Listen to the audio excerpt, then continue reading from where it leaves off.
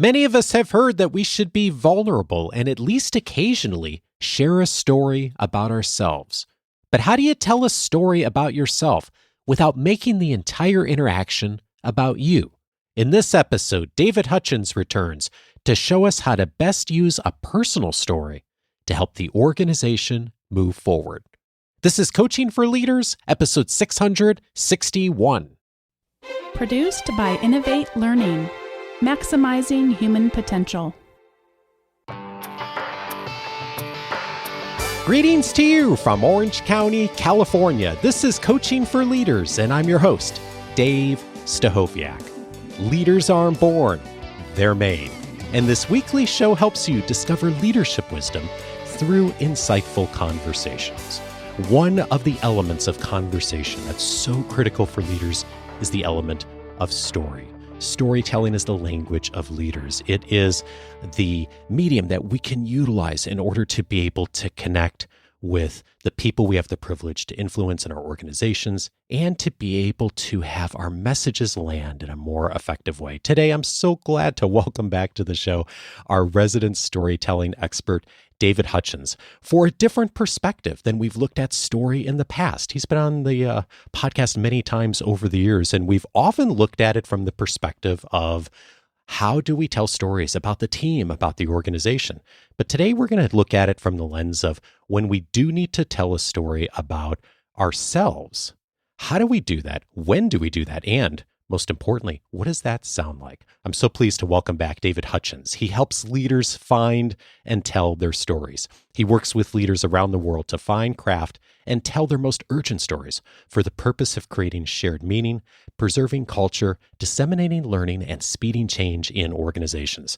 David has taught the Storytelling Leader Program at some of the most influential organizations, including NASA, PayPal, L'Oréal Paris, Cisco, Walmart, Google, FedEx, and many other organizations. And he's written a number of books, including Circle of the Nine Muses, Story Dash, and the Leadership Story Deck, all of which we've featured on the podcast in the past. He's also the co-creator with longtime friend of the show, Susan Gerke of the Go Team program. David, always a pleasure to have a conversation with you. Always a pleasure. It's why I keep coming back. I did a count. This is number 6. So wow. I made this joke last time, but I need to get like a special blazer or jacket that says 6-timer club on it. Well, it's in a way it's almost number 7 because in full disclosure to everyone else, right. We actually recorded this episode yesterday and we got about 3/4 of the way through and I said, not because of David, because of me. I didn't really think through some of these stories and tell them in the way that I'd want to. And we decided to re-record this conversation and take a second stab at it. And David, as I was thinking about that and reflecting on it, you and I were talking like, this is just the nature of getting better at storytelling. Even if you've had a lot of experience with it, and I used to teach it at Carnegie, it's still like when it's your story, and especially if it's personal to you, it takes time to kind of think this through, talk it out, get better at it, get coaching, and have a few iterations of it in order to like have it ready for prime time, right? You know what? I do this stuff for a living. And if I just step up in front of a group and wing it and kind of hope that the story is going to come out right, I'm usually disappointed. So the fact that we put pause on yesterday and we're redoing it today is exactly part of the process. That there's an intentionality to this. There's thoughtfulness. There's telling the story and then stepping back and saying, wait a minute, what is my objective here? Why am I telling this story? Am I saying what I really want to say? Let me go back and do it again. So the fact that we're re-recording this actually kind of mirrors what the process looks like when I work with teams. So this is right on for me. I'm excited that we're rebooting this conversation. Yeah, me too. And like you said, it's so much a process of doing this. And the process started for me with getting into your story deck of cards. And for those who haven't heard a past conversation, David has produced this amazing deck of cards, and each one of them has on a different type of story. And I went in and pulled 4 different cards.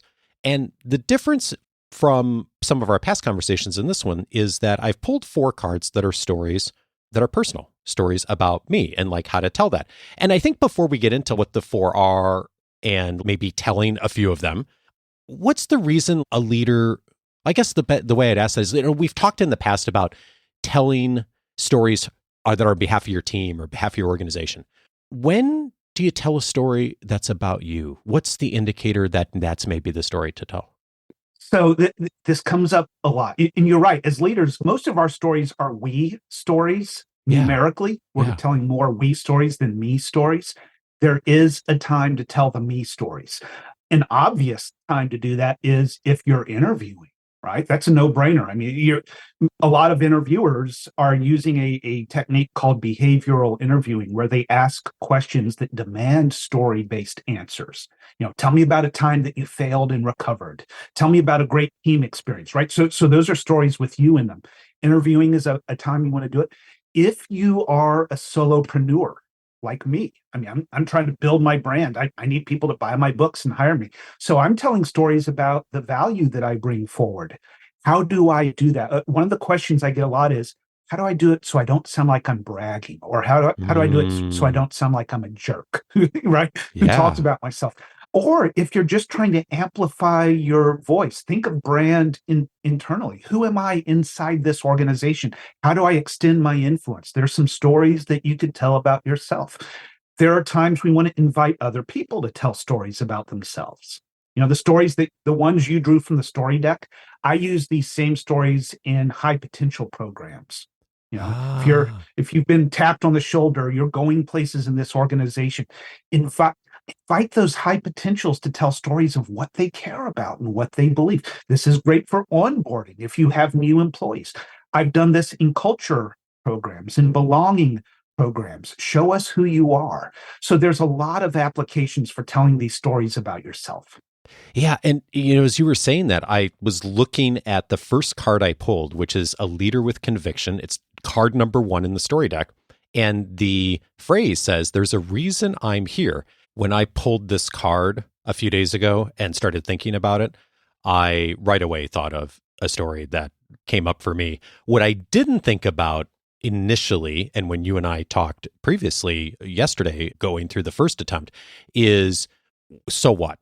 Like, why am I telling this story? And I think that that's the piece sometimes, going back to the recent conversation we had with Jacob Morgan talking about vulnerability in leadership, is yes, be vulnerable and then have a message of like, what is the reason I just said that? And what was the reason I was vulnerable, and connecting that back. And that's the piece that I sort of had figured out a little bit, but like talking this through a few times has now gotten me to a place where I'm like, okay, I think I have that message too, which is really key for this. So what do you think? Do you want to dive in and start with a why I'm here story, and then I can provide some coaching and we can kind of dissect your story and talk about it a little bit? Yeah, I'd love that. So here's the story I thought of immediately when I picked up this card. When I started working, longtime listeners know that I worked for Dale Carnegie for 15 years. And when I started in the Carnegie business, my job was to go out and to find new customers and take care of existing customers. And my territory was like all over the greater Los Angeles area, which is probably the worst possible driving territory in the world. And so I had a little Toyota Corolla. I would be in my car for 3 to 4 hours a day.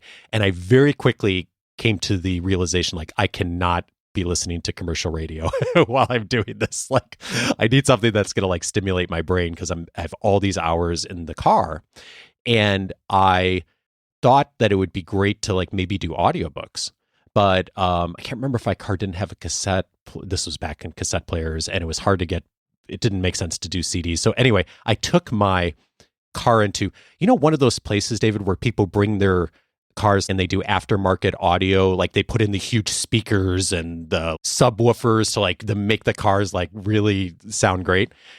Right. I roll in with my little Toyota Corolla and I'm like, can you drill a hole in my dashboard so I can plug in my iPod Nano and fit it in the like little glove compartment so I could download audiobooks on iTunes at the time and listen.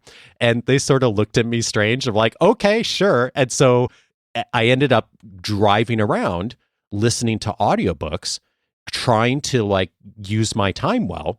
And I discovered that there was this thing called podcasts. And I would sync in my iPod to the computer before I do my drives, and I would download some podcasts.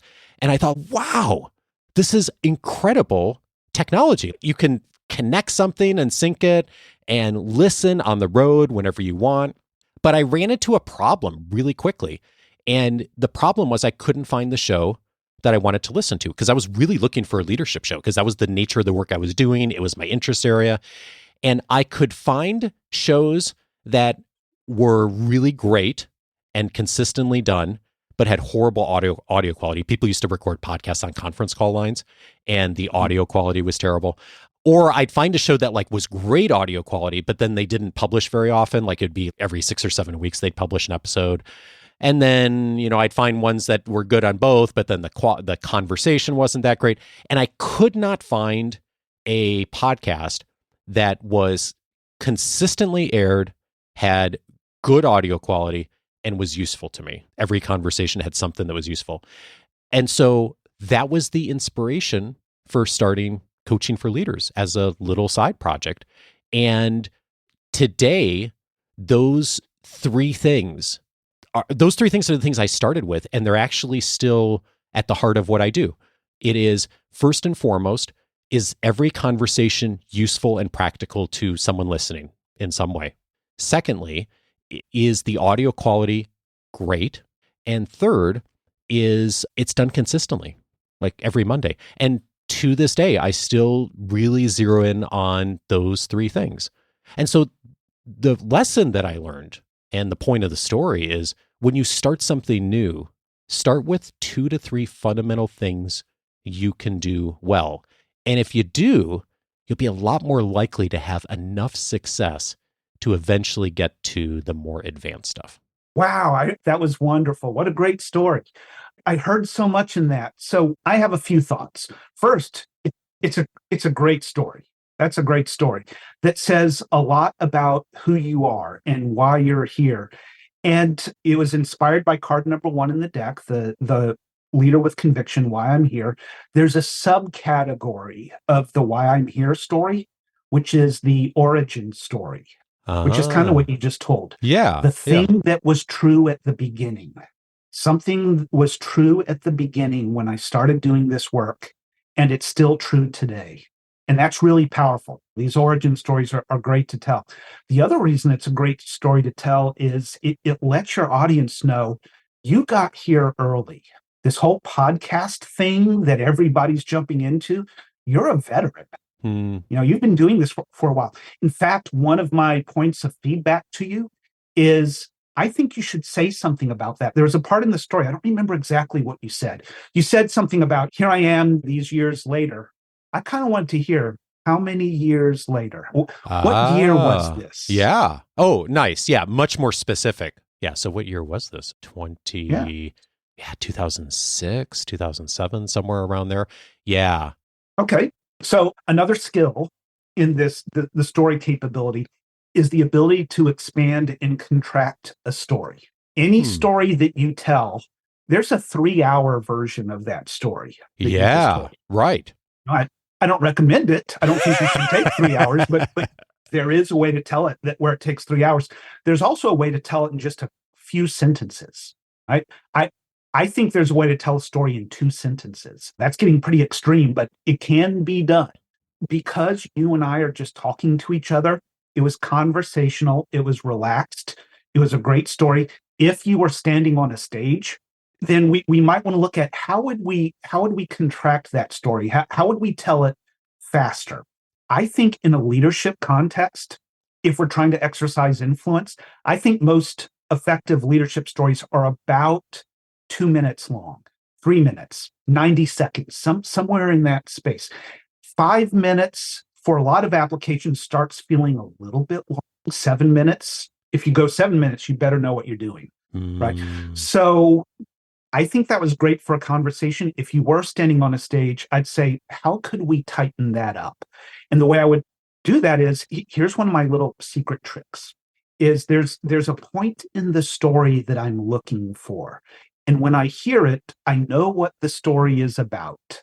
And there's usually, and we talked about this a little while ago before we started recording, right? The challenge and the choice. Every story has a challenge and a choice in it. Every good story does. And once I hear those two things, I say, okay, that's the heart of the story. If we just at least get those two things in there, then a lot of the stuff around it, we could probably start editing. Challenge. You had a sales job that put you in the car 3 to 4 hours a day, and your brain was turning into mush. And there was this new concept at the time called podcasting. Choice. I said to myself, there's something in this technology that would be really helpful to me, and I bet it would be helpful to a lot of people. And now here I am 17 years later, bringing these same principles that started, right? So there's the challenge and the choice. Yeah. That's the heart of your story, right? There's this need that you felt, and so you did something about it. And now now your whole vocation, your career revolves around that moment that you discovered sitting on the highway in South Los Angeles. Yeah. So now that we know that, if you were telling a 1-minute version, what's some of the stuff that we could cut out? Oh, the thing I'd cut out, like sounded a little long to me as I was saying it, which I think is like a really good indicator that it's probably almost certainly sounding long to someone else, is like the details about getting the iPod in the car and going to that place. I mean, maybe interesting, like you said, for the 3-hour version of the story, but not essential for the message for 2 minutes up on stage. Beautiful. So now we're seeing how strategic clarity works, right? Now that we have this awareness of, oh, so that's what the story is about. Now we've got this clarity. Maybe we don't need the iPod in the glove compartment. And I agree. It was a cool detail, but if we're going for efficiency, that might be one of the things that we cut out. Yeah. Because I was listening thinking like, okay, I didn't, like, even as I was saying it, I'm like, okay, I'm getting a little long on this point. I don't necessarily, I could never have said that. And the message is the same and the story is, I think, just as good without it. Yeah. Where you want to land is today, there are 3 principles in how I do this podcasting work. And I discovered them at the very beginning when I first started doing this work. So nice. We want to hear those 3 principles. And then when you call them out at the end, beautiful. Love it. This is so like, I think this just speaks to the importance of saying these out loud and practicing it. I mean, as many years as I taught some of these skills at Carnegie, and as much as I've coached other people on doing this, there's something about like when it's your own story, you telling it, like so many things in life, Dave, like it's always easy when it's someone else to like offer the objective perspective, but it's yours. Just saying it out loud, getting feedback from someone, trying different iterations of it, tightening it up, like you said, like 2 minutes. Great. So helpful. And it's vulnerable stuff. You're sharing a piece of who you are and a piece of your life. And yeah, and I'm the coach who's saying, hey, we can cut out some of those details. I always feel weird about that. But if we are going for influence and impact, then we want to have that conversation.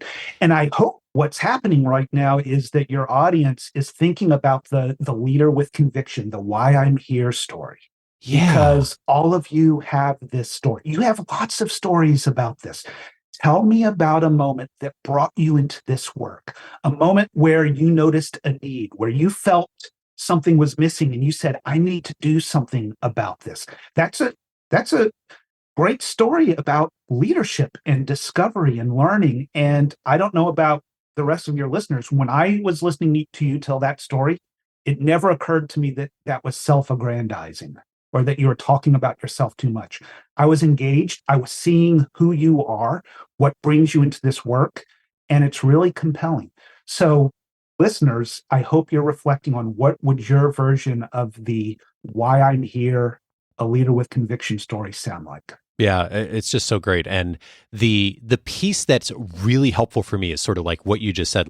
And I think I said this early on. These stories, particularly the 4 I pulled that are like stories that are about me or about you, if you're pulling the story, is it's not, we're not telling it to talk about ourselves. Yes, you are telling a story about yourself, but there's a point behind it. And for me, that makes and I think that's where the mindset from a coaching standpoint of telling someone, getting feedback on it, it's not like they're criticizing you per se.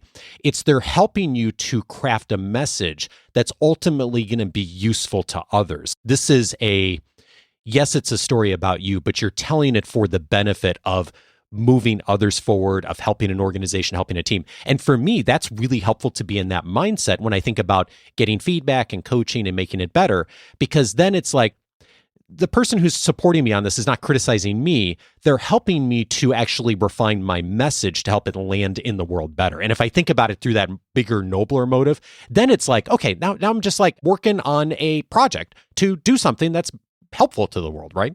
Right.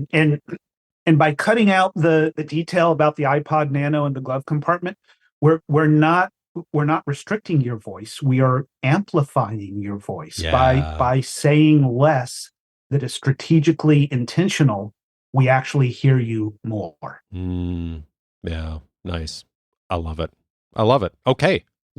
Should we look at one of the other ones? I can go all day. Let's do another story. What's the next one from the deck? Okay, so I also pulled, and by the way, we'll share how folks can get these here at the end for the deck. I pulled card 11, which is Eureka, Moments of Inspiration.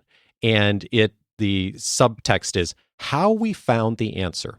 And so maybe, David, you could set up, when do you pull this? Like, what's kind of the message of this card? And then I can share the story that came to mind for me.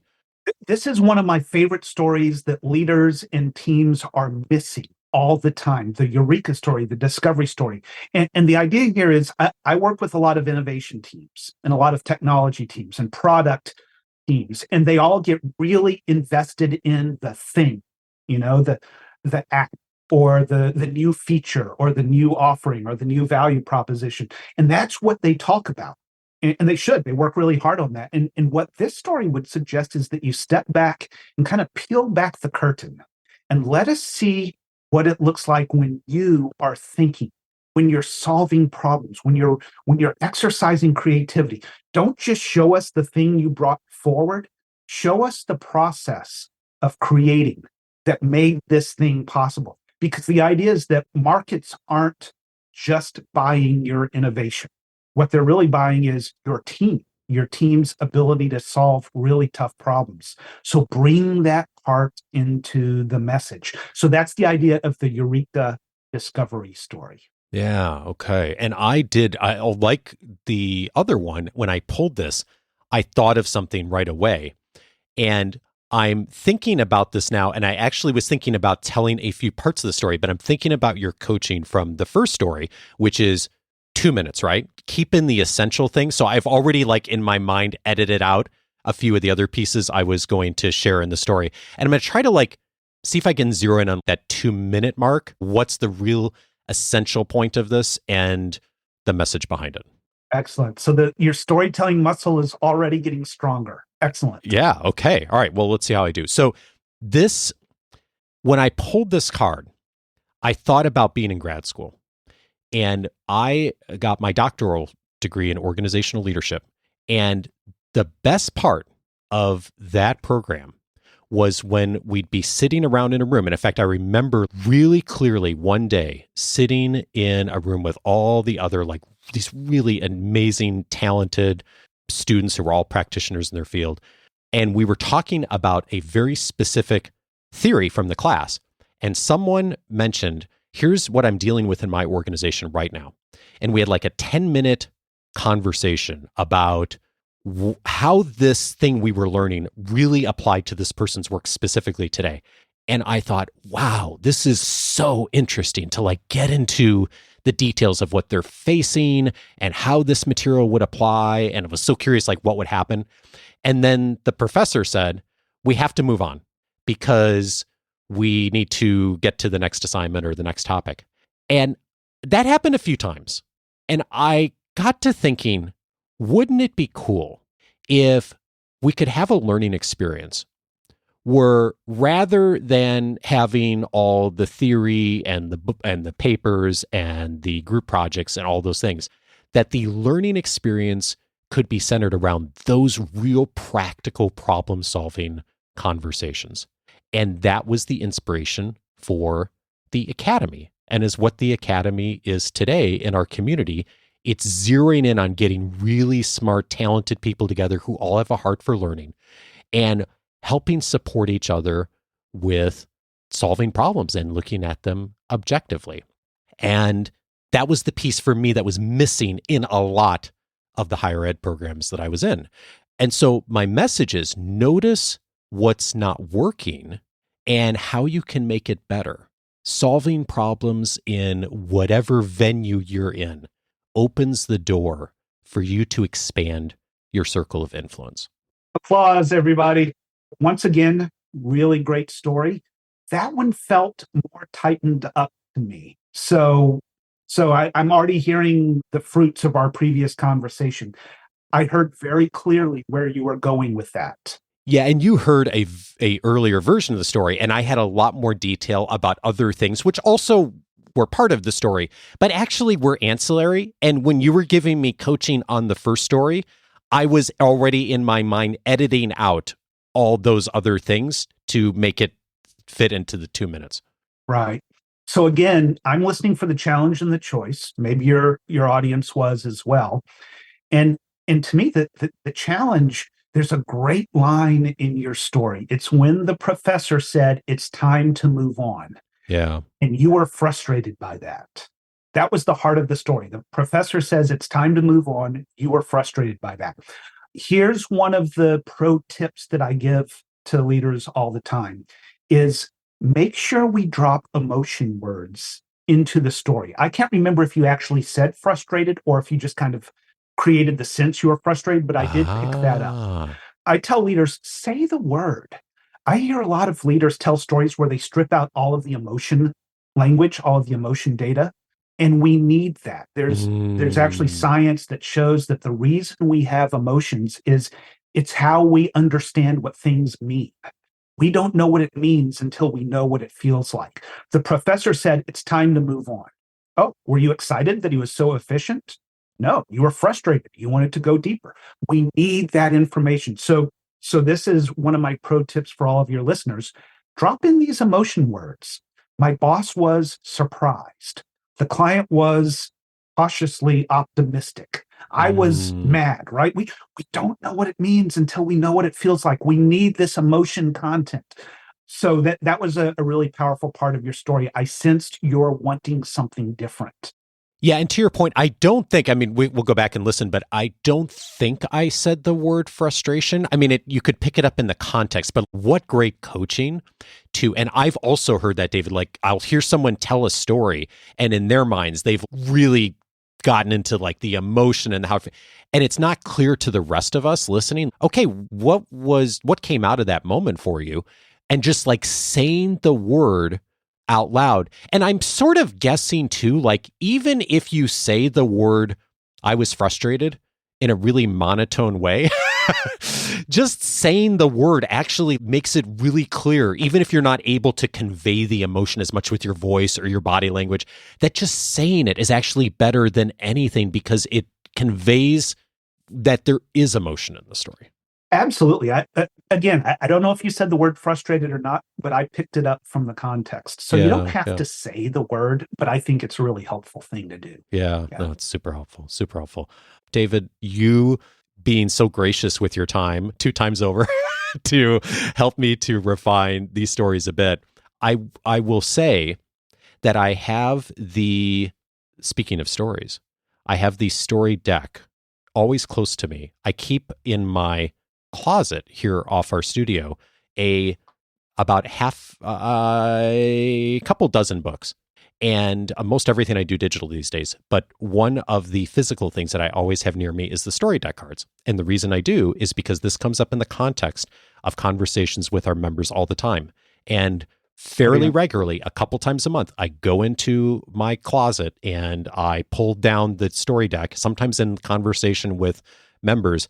And we end up pulling out some of these cards, using them as starting points for story. It's such an incredible, the design on the cards is the font. It's all like brilliant in addition to the content of it. And so we have an invitation for folks is to utilize this as a starting point. And I have lost count, even in the last few months, how many times I've heard someone say, I want to do a better job at telling stories in my organization. I know I need to. I know it's an important skill for a leader to have. I don't need to be on stage and to do all the fancy things I'd see like an actor do, but I just need to practically do a little better job with this. And I think this is such a great starting point for that. And so you've actually been so generous to provide a coupon code that I think is going to be active for the next month or so when this airs for folks who would like to pick up the story deck. And you have another resource for folks too. So I'll hand it over to you to share a bit about like how folks could grab each one. So just to be clear, for those of your listeners who don't know the story deck, it's what it sounds like. It's a deck of cards with dozens of ideas of story types that you could be telling. And it's stories that you can connect to innovation work or to sales work or to culture and belonging. And as Dave has illustrated today, there's also individual stories in the deck that you could be telling about yourself. So the leadership story deck is available on my website. It's also available on the American site of Amazon.com. And there's a 20% discount on the story deck for the next 30 days after this podcast launches. Use the checkout code, and this is the same on Amazon and also on my website, CFL24. CFL as in Coaching for Leaders 24. That'll give you 20% off of the story deck. There's another resource that's completely free. It's called the Story Canvas. So we use the story deck to identify the narrative assets that we want to bring forward. So that's the strategic selection piece. After we identify the stories with the deck, how do we tell the story with impact? The story canvas is a visual framework. It's a large document in PDF. You can have it for free, where you can then build your story with sticky notes by following the framework on the canvas. And when leaders do that, I've used it with leaders all around the world. When they build their story on the canvas and then tell it, they find that the story lands with a lot more impact. So the story canvas is yours for free. To receive that, simply send me an email, david@davidhutchens.com. David Hutchens. Hutchens is spelled with an E-N-S, not an I-N-S. We'll have the links in the show notes so that you can go check that out.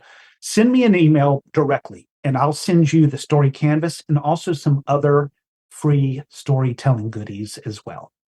David, you've always been so generous with your resources and your time. And I think almost every time you've come on the podcast, you've made the invitation for folks to reach out to you on email. And I know you get flooded with emails after our episodes aired. It's crazy what happens. Yeah. But you also are so gracious to I've know many of our members who've had long conversations with you about just the work you're doing and using the story canvas. And I'm so grateful to you for your generosity and taking the time to help us all get better at this. And like I mentioned earlier, it's a skill that we all want to get better at, or at least most of us. It's not something we were taught in school. You make it easy for us. Thank you so much for all of your wisdom and your work. Super appreciate it. What a pleasure. And if you wanted to go for a round 3 on this, I would be motivated. That's how fun this is. Thank you, Dave. We've got more cards, so we'll inevitably have another episode here at some point. So yeah, let's just plan on it. I can't wait. Definitely.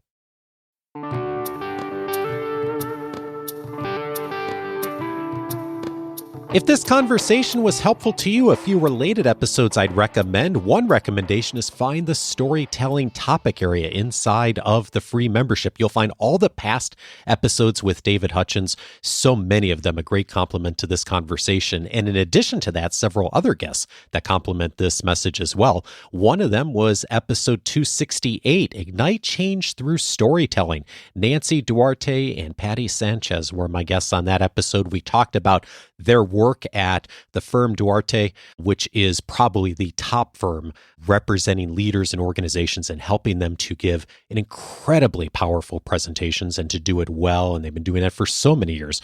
In episode 268, we talked about some of the tactics and frameworks that they help leaders to utilize around storytelling and change. It's a constant thing that so many leaders are facing. Episode 268 on how to approach that. Also recommended episode 635, how to start better with peers. Michael Bungay-Stanier was my guest on that episode. And in addition to talking about how to start better with peers or really any relationship, one of the things Michael and I talked about in that conversation is the practice that some leaders utilize of having a leadership manual of here's how to work with me. And speaking of making things not about yourself, one of the practices that's always landed a little weird with me is when someone sends me one of those, or I've seen a leader utilize them, and they have a document that just sort of send out to people and expect that they read it. And Michael and I talked about what's maybe a better way to approach that. Yes, utilize that starting point with some of those ideas, but to actually sit down and to have a two-way conversation about building a great relationship. Key with peers, but really key in so many leadership relationships. Tons there that relate directly to this conversation as well. Episode 635 for that. And then finally, I'd recommend episode 648, What Vulnerable Leadership Sounds Like. Jacob Morgan was my guest on that conversation. And we talked about how vulnerability is a great idea in concept, but it's actually not sufficient by itself and not even wise to do just vulnerability for vulnerability's sake. Vulnerability needs to also have a leadership component to it. You hear that echoed in David's message all the time, not only in this episode, but all the past episodes. Yes, tell a story, but there needs to be a point to the story. What's the leadership message behind this? Why am I telling this story about myself or about the organization or about a team member? What's the leadership component to that? In episode 648, Jacob and I talked about that extensively as well, making sure that there is a point behind that story. All of those episodes you can find on the coachingforleaders.com website. And if you haven't already, I'm inviting you to set up your free membership at coachingforleaders.com. The free membership is going to give you access to the entire library, searchable by topic, for all the interviews I've aired since 2011. As I mentioned, one of those key topic areas is storytelling. We've had dozens of conversations like this over the years, many with David, but many with other guests too, on the topic of storytelling. But there's dozens of other topic areas in there as well. And that way you can track down the thing that is most helpful to you right now. One of the other key benefits inside of the free membership is full and free access to my library. I database everything I find on the internet that I think would be valuable to you in some way. Everything. Podcast episodes, articles, resources, YouTube videos. I share those in the weekly leadership guides that go out each week, but I also database them, and I've been doing that for years. Free access to all of that when you set up your free membership at coachingforleaders.com. It's a great way to track down credibility pieces, resources that'd be helpful to you in your work, and not just leadership, by the way. I have databases, so many topics in there. When you set up your free membership, just go over to Dave's library. You will see searchable by hashtag all the resources you can find inside of whatever topic you're looking for. So again, coachingforleaders.com to set up your free membership. And if you've had your free membership for a bit and you'd like more, Coaching for Leaders Plus may be the next step for you. One of my favorite things that we do every single month is we get together a group of our Academy and Pro members for a live conversation on video with one of the past guests who've been on the podcast. Most recently, we talked with Eric Pleiner, who joined me a while back on the show talking about how to make decisions when other stakeholders are involved. But the great thing is each month when we do that on video, we get our members together and they're the ones asking the questions. And we get really tactical and specific to practical situations. Well, how do I utilize this in my organization right now? Or here's what I'm running into with my team. Talk about how to take what you've heard on the podcast and really put it into action.